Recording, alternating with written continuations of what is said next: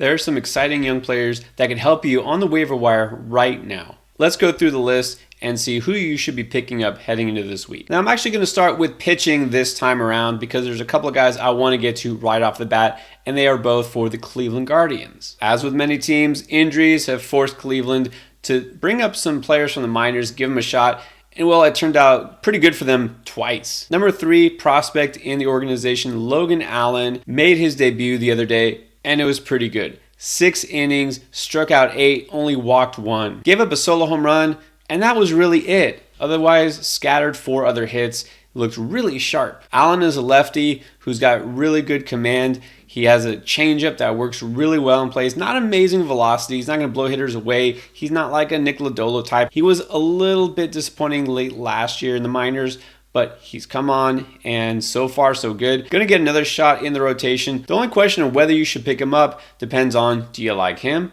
or do you prefer Tanner Bibee? Bibee, also a rookie, starting pitcher for Cleveland, also 24 years old, also getting his first taste of the majors. And if that weren't enough of a coincidence, his stat line for his first major league start looked almost the same as Allen's. Struck out 8 and didn't walk a single batter. Both these guys were downright dominant in their debuts. Now, Bibee has climbed up the minors really quickly and easily, and so far his transition to the pros couldn't be better. Will it continue? Well, we'll see. He'll get a true test because his next start will be on the road against the Yankees. But keep in mind, the Yankees are a little bit banged up, as usual. If he does have another really good outing, his stock will skyrocket. Have to keep in mind that, of course, there's risk. We're talking about rookie pitchers. Always risk there in and of itself. But also, some of these pitchers for the Cleveland Guardians, like Tristan McKenzie, will come back eventually. It's not guaranteed that one or either of these guys is going to be long-term staying in this rotation. They might have to pick and choose. As far as which one to pick up, we're splitting hairs here. It's hard for me to say definitively one over the other. I give the slight edge to Allen just because I feel like his command will be more consistent. Bibee might actually have a slightly higher ceiling, although that's not what was thought of when he was coming up through the minors. I thought he would be more of a mid-rotation. That would be his ceiling, and he would be more of a floor option. But still, either way, you can't go wrong. It feels like whoever's available in your league, you should pick them up. You're going to pick up both at once? You could if you have the space, but I will just tell you right now, the guy I have opted for in the leagues where he's available is Allen. I say if you have multiple leagues, take a shot on each. And then another young pitcher worth looking at is Bailey Ober of the Minnesota Twins. And they had given him the yo-yo treatment this year, up and down from the minors. Kind of did that last year to him too. And so right now with Kenta Maeda on the IL, back in the rotation, so far so good. Only gave up 1 run and 4 hits over 5 2/3 innings. So in 2 major league starts so far in 2023, he's only given up 2 runs. The question remains, of course, will he remain in the majors and for how long? You would think so. There's nothing that he's done to show that he can't stay around. He was pretty effective last year too in the time that he had, about mid-3s ERA. Didn't get hit hard in any particular outing. I would like to think that he'll stick around. So if he does, could be somebody who helps round out your rotation, help your ratios a little bit. Not a guy who's going to pile up a ton of strikeouts, but he's going to be pretty effective. You need help at closer? Let's start with something old first, and that is Will Smith. No, not that Will Smith. No, not that one either. Will Smith, left-hander for now the Texas Rangers. He's got quite a bit of experience as a closer, has had 2 seasons of 30-plus saves under his belt, most recently with the Atlanta Braves. But then last year, didn't really close games out, moved to Houston, now on to Texas, and didn't really start the season out as a closer. Was going to be a high leverage guy, setup man behind Jose Leclerc. But it looks like Bruce Bochy, the new manager there, has seemed to take a liking to Smith, and he's the guy, has now 3 saves on the season. Pitching to a 1.93 ERA, still striking out batters at a really high rate, over 30% so far.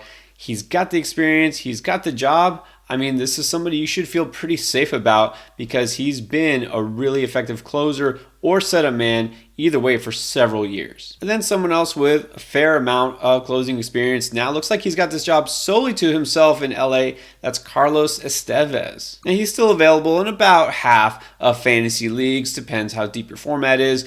Well, he had been kind of splitting opportunities with Jose Quijada, but he's on the IL and He really wasn't pitching that great anyway, so the job now is all for Estevez. He's got 3 saves just this past week alone. This is a guy who's been pretty inconsistent through his career, not gonna lie, but right now, pitching better than he has a career high 26.4% K rate, and that's backed by a 13% swinging strike rate. Those numbers really had been down the last couple of years, so wasn't sure, number one, if he could be the guy in LA as far as closing games out, and if we wanted him to be that guy. Right now, looking like a solid option. So if you need saves, well, you're probably in a roto league with saves. He's most likely taken, but if he's not, this is the time to go out and grab him. And then something new, how about a guy who might be a first-time closer?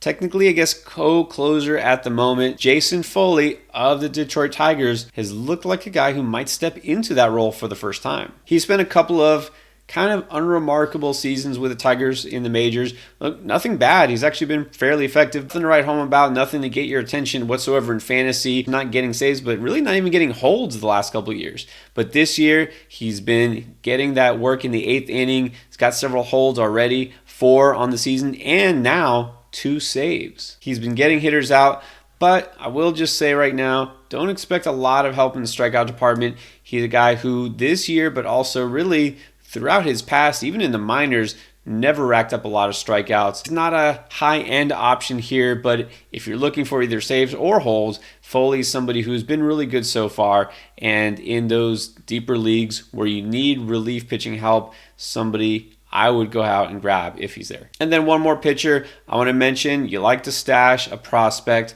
I'm going to look at Brandon Pfaadt in Arizona. I think it's only a matter of time before he gets the call. Like, Arizona clearly not happy whatsoever with their pitching staff. Madison Bumgarner DFA'd just like that in April. He is gone. Jameson, who I went out and said, yeah, you should pick him up a couple weeks ago, and well, right after that happened, he had a bad outing, and they sent him down, which was really kind of a shock because he'd been really good up until that one game. And then Zach Davies still in the IL.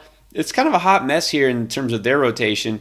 Pfaadt has been really good, was excellent in the minors last year. You feel like it's only a matter of time before they bring him up because they just need the help. So I feel like even if we don't see it right now, he's somebody worth stashing if you have an NA spot. Now on to the hitters. Let's start with Brent Rooker of the Oakland A's. Definitely not a guy who was on the radar in any way for fantasy this year because after a couple of kind of lackluster years with the Twins, went to Oakland, and we know that's not exactly a hotbed for offensive production these days. Rooker already 28 years old. Like I said, really has not a lot on his resume to this point. A couple of years in Minnesota, didn't quite pan out. Bounced around San Diego, Kansas City, now Oakland.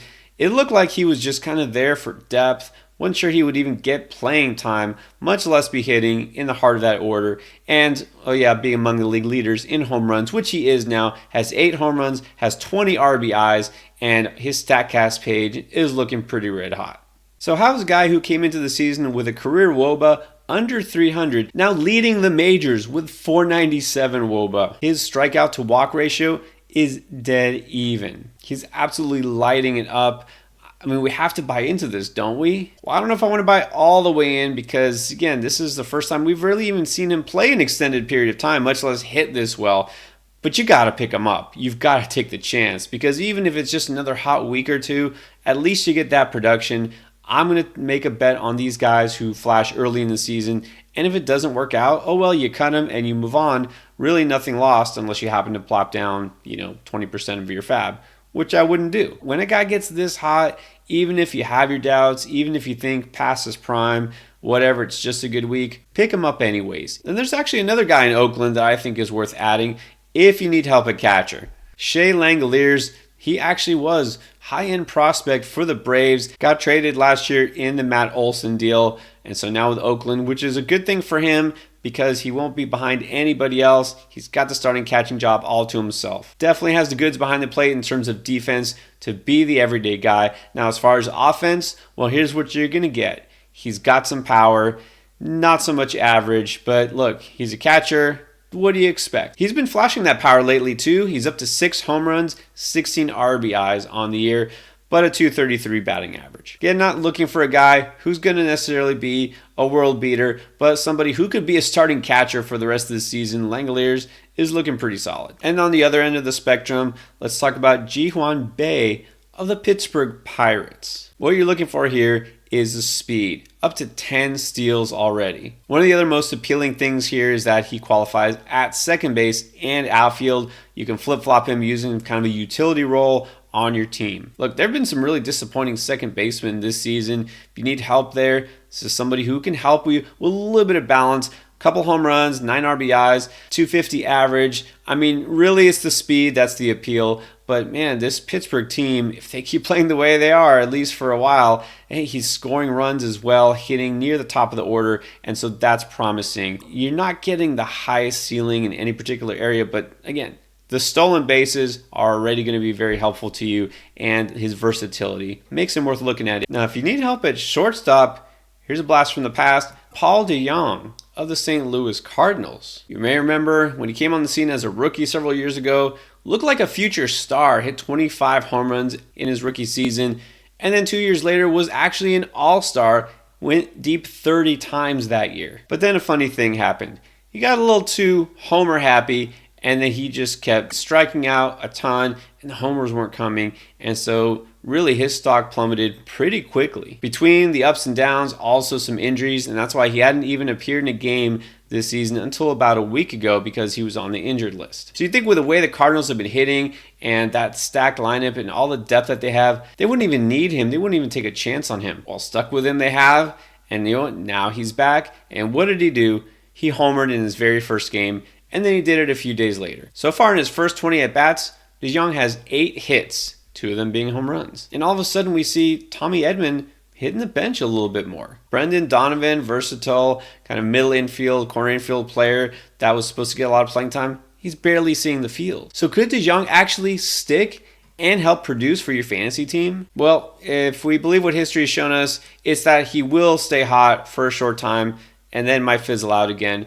But look, I'm going to tell you right now, there's so few players that you really should feel that you can just pick up and grab and put in your lineup and forget the rest of the year. Right now, we're going to have to start considering streaming some players while they're hot. Just like I talked about with Rooker, grab them while they're hot, put them in your lineup, and then when they cool off, then you can dump them. So if you've still been searching for a Corey Seager replacement, you're just unhappy with whoever you have at shortstop, try DeJong out for this week, see what happens. Those are some players that are worth picking up. Are these guys here worth dropping?